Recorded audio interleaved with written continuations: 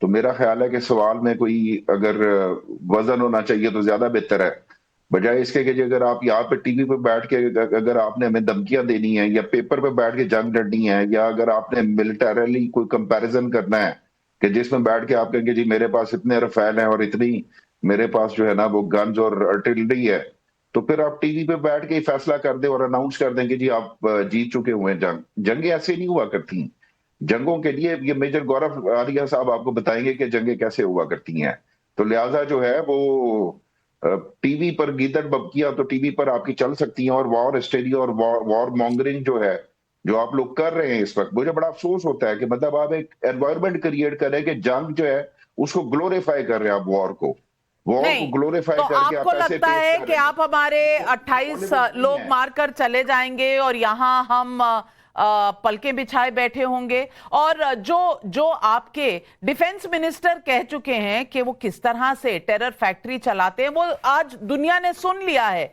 United Nations में आप जितनी बार जाते हैं वहां गुहार लगाते हैं, आज उसका भी जवाब आ गया है। लेकिन गौरव आर्या को आपने माना कि वो समझाएंगे जंग कैसे होती है, तो गौरव आर्या जी आज समझा ही दीजिए कि यहां धमकियां दे कौन रहा है और जंग होती कैसे है। थैंक यू नाविका अपनी प्रोग्राम में बुलाने के लिए। दो चीजें हैं कि ये दो लोग हैं, एक तो आपने ख्वाजा आसिफ की धमकी सुनाई और दूसरी आपने सुनाई मौलाना फजलुर रहमान की। अच्छा, ख्वाजा आसिफ कुछ साल पहले यही पाकिस्तानी फौज को उल्टी सीधी बातें बोल रहे थे असेंबली में खड़े होके कि लोगों ने सरेंडर कर दिया, पूरी कौम को बर्बाद कर दिया। मैं नहीं बोल रहा, मैं नहीं बोल रहा, ख्वाजा आसिफ के वर्ड्स हैं। आज वो शख्स डिफेंस मिनिस्टर है पाकिस्तान का। दूसरा है मौलाना डीजल। मौलाना डीजल का नाम मौलाना डीजल कैसे पड़ा?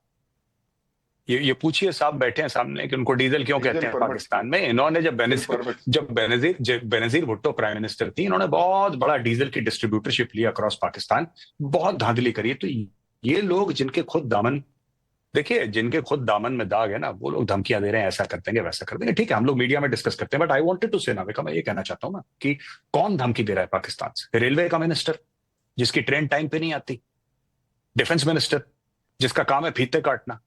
डिफेंस मिनिस्टर, आप पूछ लीजिए कोई पाकिस्तानी पैनलिस्ट से कि डिफेंस मिनिस्टर की पाकिस्तान में क्या वक्त है, मैं इन अगर प्रूफ कर दे, मैं आपकी शो पे माफी मांगूंगा हाथ जोड़ के। Defence minister is nobody in Pakistan, उसकी कोई वैल्यू नहीं है डिफेंस मिनिस्टर की। तीसरी बात मैं आपको ये कहना चाहता हूं कि ये जो बात कर रहे हैं, देखिए बिल्कुल बात सही है जो इन्होंने बात बोली कि टेलीविजन स्टूडियोज पे नहीं होती और हम लोग वॉर मॉन्गरिंग कर रहे हैं। लेकिन फिर मैं पूछूंगा, और सारे इनसे नहीं, सारे पाकिस्तानी दोस्तों से, कि भाई पाकिस्तान के आर्मी है उसका मोटो क्या है? पाकिस्तान की फौज का मोटो है ईमान तकवा जिहाद फी सबिलिल्लाह। जिहाद किसके खिलाफ? काफिर के खिलाफ, राइट?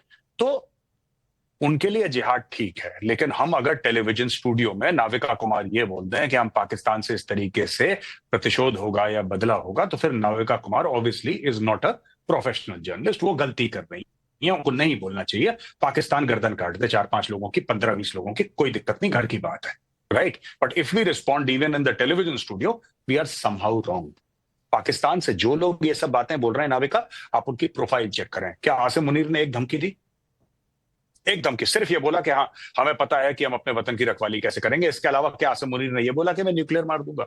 कुछ नहीं बोला किसी जनरल ने, ना किसी एडमिरल ने, ना किसी एयर मार्शल ने। एक कमेंट बता दीजिए आप। नहीं, सब के सब, ये कोई रेल मिनिस्टर, कोई खाद्य मंत्री, कोई पानी का मंत्री, कोई बिजली का मंत्री, ये सब धमकियां दे रहे हैं न्यूक्लियर की। और आज की तारीख में मैं बताता हूं क्यों। आखिरी आई जस्ट टेक 30 सेकेंड्स, मैं आपको यह बताता हूं कि पाकिस्तान क्यों बैकफुट में है। पाकिस्तान बैकफुट में इसलिए भी है कि ठीक है, इंडियन आर्म फोर्सेस बहुत ज्यादा हैं और ज्यादा पैसा है, ज्यादा हथियार हैं, तादाद में बढ़ रही है, ये सब ठीक है।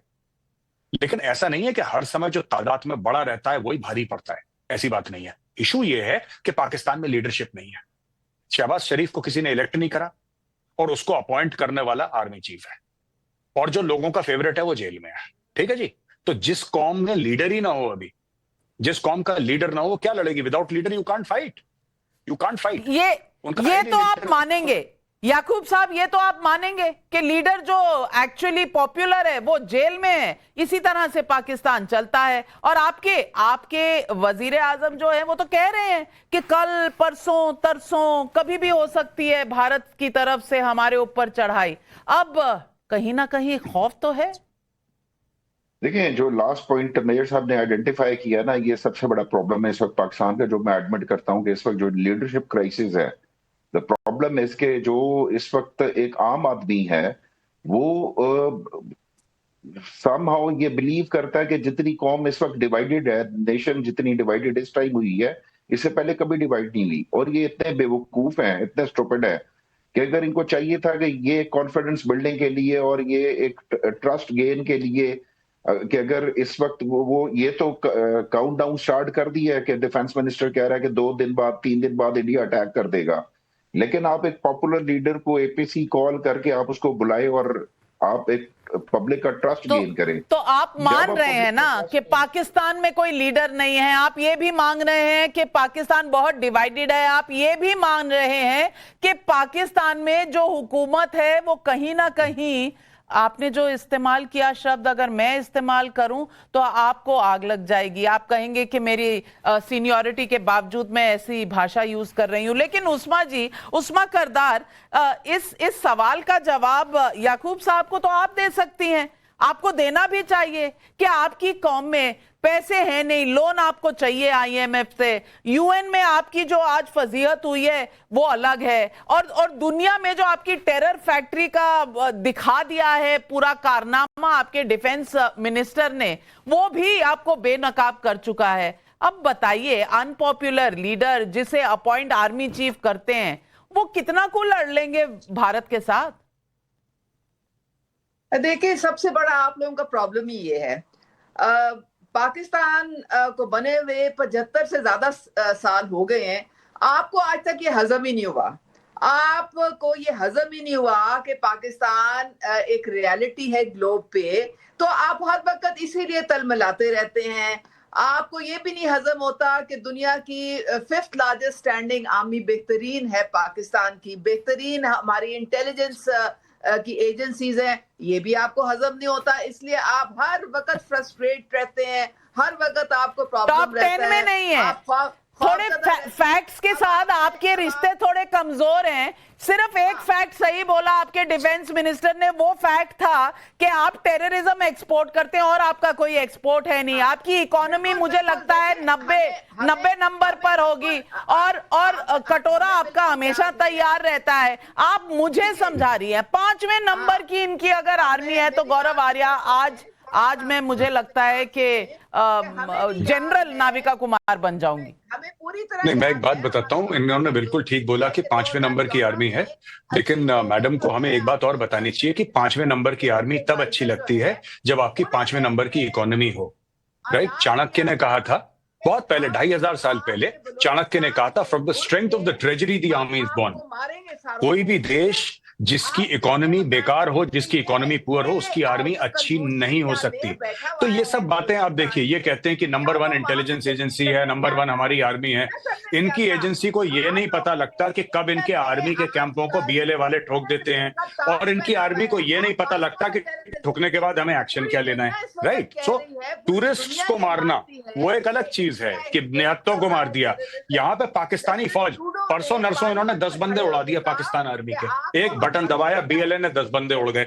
तो ये मैडम जिसकी दुहाई दे रही है, मैडम आप जिसकी दुहाई दे रही है कि पाकिस्तानी आर्मी, वो पाकिस्तानी आर्मी रिजाइन कर रही है, अफसर छोड़कर जा रहे हैं, हाथ जोड़ रहे हैं अफसर, कह रहे हैं कि हमें माफ करो, माफी दे दो, हम घर जा रहे हैं। बीएलए मारती है, अभी तो इंडिया ने शुरू नहीं करा मैडम, बीएलए मारती है, तहरीक तालिबान पाकिस्तान पकड़ के ले जाती है, नाविका आपको पता है, इनके लोगों को पकड़ के ले जाती है, किडनैप करके ले जाती है बीएलए।